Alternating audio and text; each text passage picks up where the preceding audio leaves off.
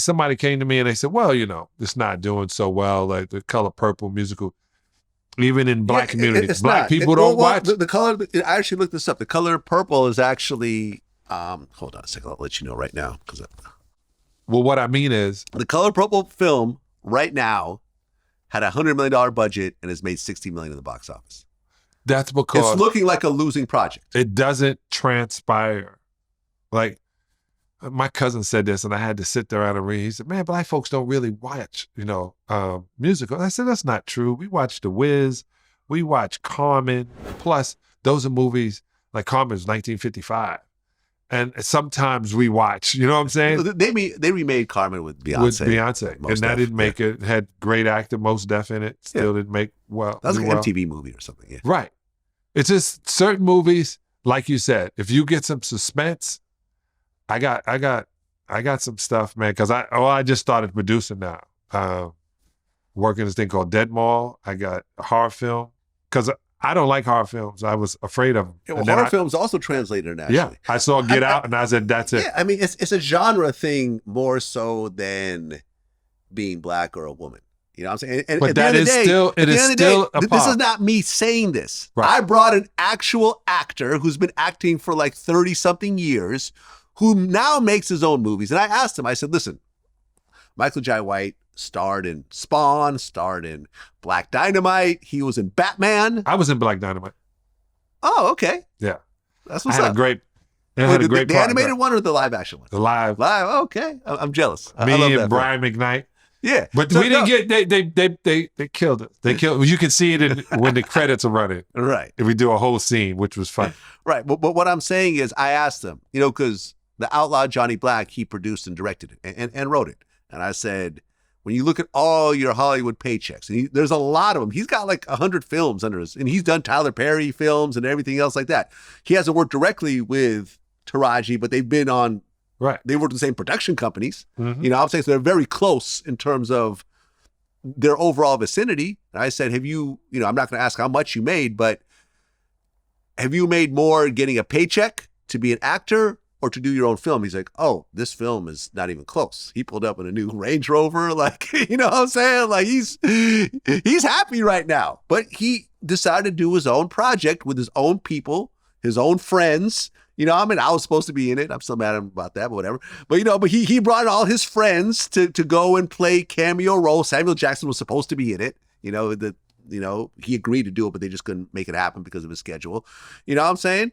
He put in his own, cinematographers, and he owns a project forever. His kids will eat off of that. And at the end of the day, that's all I'm saying. And I'm a fan of Taraji. I don't want anyone to think I'm dissing her, or I'm saying, because the narrative is Vlad saying that she should accept less money than her co-stars. And it's like, no, I never said this. No, you didn't say that. I never said this. You said the public doesn't want to hear you cry when you live in a $6 million house. Yeah, and that was actually below the belt, and I apologized about this. I'm sorry, Taraji, you're right. I don't know how you manage your money or whatever else. Maybe you made some good investments, which is why you have the money you have. Which is hard to do. Yeah. When you finish a movie. Yeah. And then you try that was below the belt, and I'm sorry. I should have said, I just know that as someone who has money myself, no one wants to hear me complain about money either. Right. You know what I'm saying? Saying that I was short at $350,000 on a particular deal when I live in a mansion. Like, you won't live in a mansion long if you keep getting shorted.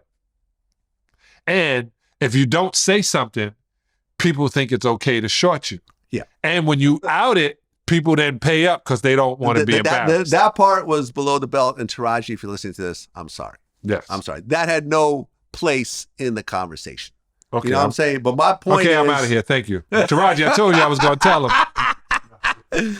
My point is, Taraji, you have the opportunity at this point in your life, your age, and your career to finally say, I'm not going to keep running the same hamster wheel over and over again. I could actually switch. And there's so many people that will be completely supportive of you doing this. Me being one of them. So me and my partner, Eric Gordon. Right. Over at Filmhead. Seriously, as much, and the thing is, Taraji is so loved in the industry. Yeah. not only the black community, but in the white community, the Asian community. She's a great actress. She's a great actress. Like I said in the beginning, she's killed every role that she has ever done.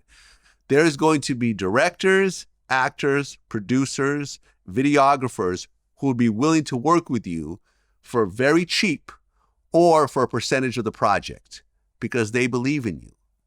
And then you will get to count your own money. Yeah. You will get to pay yourself, and it will be based on how well the project performs. So nobody will be able to say, I got shorted. The project did great. I made $100 million. Then you don't need to make $100 million either. I did a movie called Nappily Ever After with Sanaa Lathan. Sanaa was executive producer. Yeah. And she did justice by me for the amount of time I was there. She paid me more than most people would have paid me for a small cameo role. But and let me tell you, I am one of the celebrity ambassadors for the Pan-African Film Festival this year. We got 200 new movies out. My mentality has been, hey, I know which movies are really, really good in this, to go try to get them to get a deal, to do a licensing deal with their movie and try to move it. It's a hard way to run because I tell people there's but so many hours in a day. Netflix can't take everything. Yeah. I'm trying to get to Tubi. Just there's getting Netflix, through. There's Tubi. And here's the thing. I remember T.K. Kirkland said this in our interview, and I don't think this part is out yet. But this is the cold facts when it comes to this situation.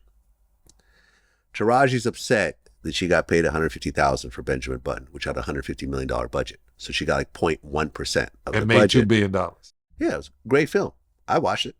She got a little bit piece of my money. You know what I'm saying? Right.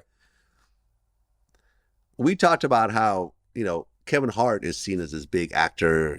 These days he's doing huge tours and films. He's starring the new Netflix film and everything else like that. People forget that like around 10 years ago, he was ice cold.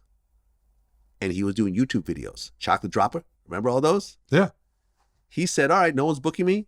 I'm not getting a lot for stand-up comedy. No one's booking me for movies. Paper Soldiers wasn't the greatest of movies. Soul Plane came and went.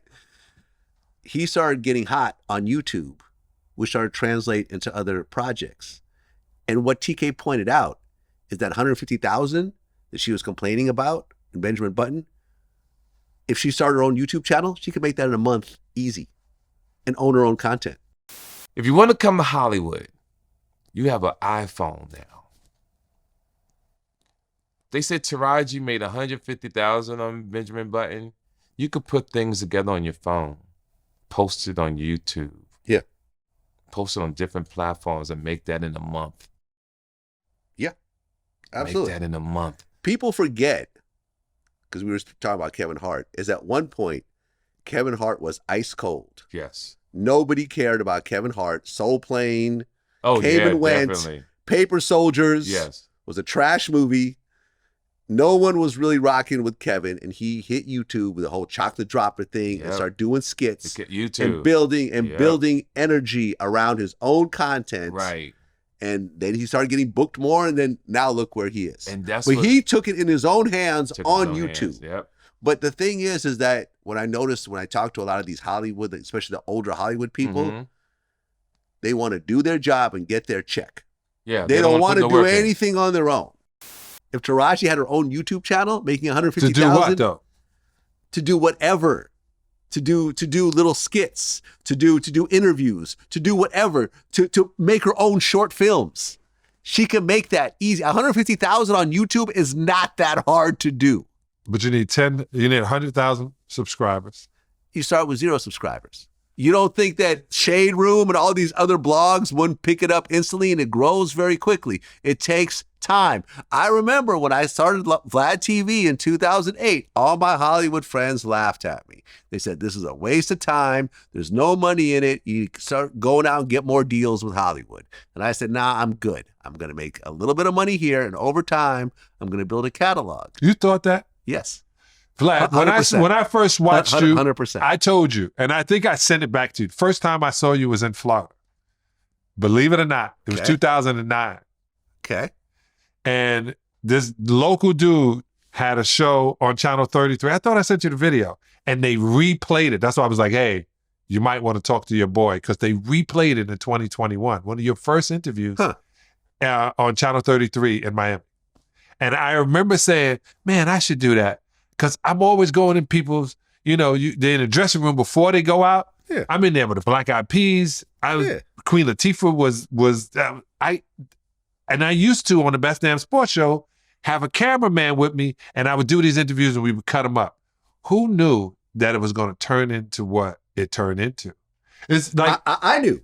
Yeah, you did. No, I clearly knew. It's taken me, when I first started, 2016, it's taken me literally this long to do my own show. In 2008, when YouTube started its partner program, I knew instantly that this is going to be the biggest video platform on earth, which allowed me not only to own the content, but also when I realized that other outlets, other websites, other blogs could embed your content and the advertising, the views go back to the original video. And I was doing DVDs at the time, and the DVD market was going away because, DVDs were going away. It was going into like on demand. Streaming wasn't really around back then. It was really more on demand. I said, oh, this is what I've been waiting for. Chance to own my own content.